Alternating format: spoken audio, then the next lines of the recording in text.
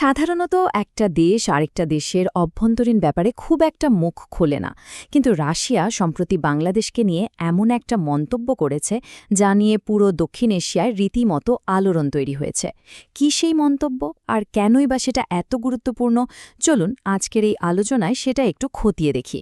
শুধু এই একটা বাক্য, বাংলাদেশে নিযুক্ত রাশিয়ার রাষ্ট্রদূতের বলা এই একটা বাক্যেই কিন্তু তোলপাড় শুরু হয়ে গেছে। আচ্ছা, ৭১ সালের কথা মনে করিয়ে দিয়ে রাশিয়া ঠিক কি বোঝাতে চাইছে? এই যে একটা রহস্যময় হুঁশিয়ারি, এর পেছনে কি শুধু ইতিহাস কাজ করছে, নাকি অন্য কোনো গভীর উদ্দেশ্যও আছে? রাশিয়ার এই বার্তার আসল মানেটা কিন্তু লুকিয়ে আছে ইতিহাসের ভেতরেই। এর জট খুলতে হলে আমাদের একটু পেছনে ফিরে যেতে হবে, সেই উত্তাল ১৯৭১ সালে।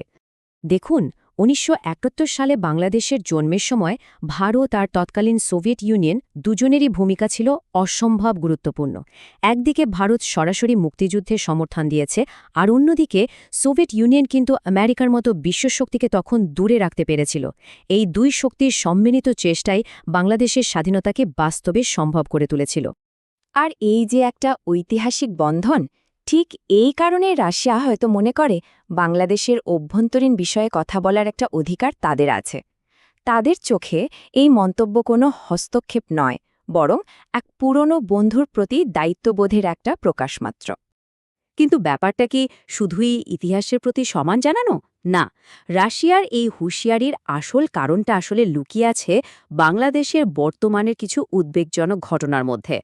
ভাবা যায়, কি অদ্ভুত একটা ব্যাপার যে ভারত একদিন বাংলাদেশের স্বাধীনতার জন্য লড়াই করেছিল, আজ সেই দেশেই ভারত বিরোধী সুরটা যেন দিন দিন বাড়ছে। বন্ধুত্বের সম্পর্কটা এখন কেমন যেন একটা বৈরিতার দিকে মোড় নিচ্ছে, যা কিন্তু পুরো অঞ্চলের স্থিতিশীলতার জন্যই একটা বড় চিন্তার কারণ। শুধু রাজনৈতিক অস্থিরতা নয়, অর্থনৈতিক সংকটও কিন্তু পরিস্থিতিকে আরও জটিল করে তুলেছে। মুদ্রাস্ফীতি মানে জিনিসপত্রের দাম এমনভাবে বাড়ছে যে সাধারণ মানুষের জীবন চালানোই কঠিন হয়ে পড়েছে। একটা সময় তো এটা ১৩% পৌঁছে গিয়েছিল, এখন কিছুটা কমে ৮%-এর আশেপাশে থাকলেও এর মানে হলো মানুষের কেনার ক্ষমতা কিন্তু মারাত্মকভাবে কমে গেছে। পরিস্থিতিটা দেখুন, একদিকে সাধারণ মানুষ হিমশিম খাচ্ছে চাল ডালের দাম নিয়ে, আর অন্যদিকে দেশের প্রতিরক্ষা বাজেট বাড়ছে। এর সাথে তো রাজনৈতিক অস্থিরতা আছেই। সব মিলিয়ে বাংলাদেশ যেন একটা বহুমুখী সংকটের মধ্যে দিয়ে যাচ্ছে। কিন্তু এখানে একটা বড় প্রশ্ন আছে, বাংলাদেশের এই ভেতরের সংকট নিয়ে রাশিয়ার এত মাথা ব্যথাটা কেন? কারণটা কি? সত্যি সে ঐতিহাসিক বন্ধুত্ব, নাকি এর আড়ালে লুকিয়ে আছে বিলিয়ন বিলিয়ন ডলারের কোনো হিসাব নিকাশ?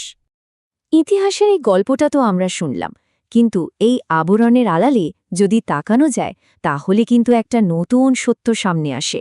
চলুন সেই পর্দার পেছনের আসল গল্পটা কি সেটা একটু দেখা যাক। 11.5 বিলিয়ন ডলার, হ্যাঁ, এটাই রাশিয়ার উদ্বেগের আসল কারণ। বাংলাদেশকে দেওয়া এই বিশাল অঙ্কের লোনই কিন্তু পুরো ঘটনাকে একটা নতুন মোড় দিচ্ছে। এই বিপুল পরিমাণ টাকা বিনিয়োগ করা হয়েছে রূপপুর পারমাণবিক বিদ্যুৎ কেন্দ্রে।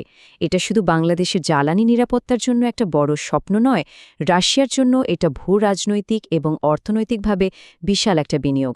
তাহলে বুঝতেই পারছেন, রাশিয়ার এই হুঁশিয়ারিটা আসলে বন্ধুত্বের চেয়েও অনেক বেশি কিছু। এটা তাদের বিলিয়ন ডলারের বিনিয়োগ বাঁচানোর একটা কূটনৈতিক চাল।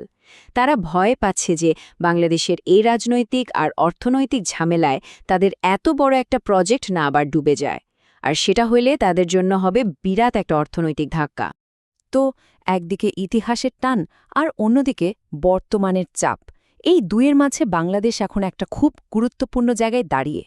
সামনে দুটো রাস্তা, কোন দিকে যাবে দেশটা তার ওপরই কিন্তু নির্ভর করছে এর ভবিষ্যৎ। দেখুন, বাংলাদেশের সামনে এখন দুটো মডেল পরিষ্কার। একদিকে আছে ভারতের মতো দ্রুত অর্থনৈতিক প্রবৃদ্ধির পথ, যেখানে মূল ফোকাস হল উন্নয়ন আর অগ্রগতি।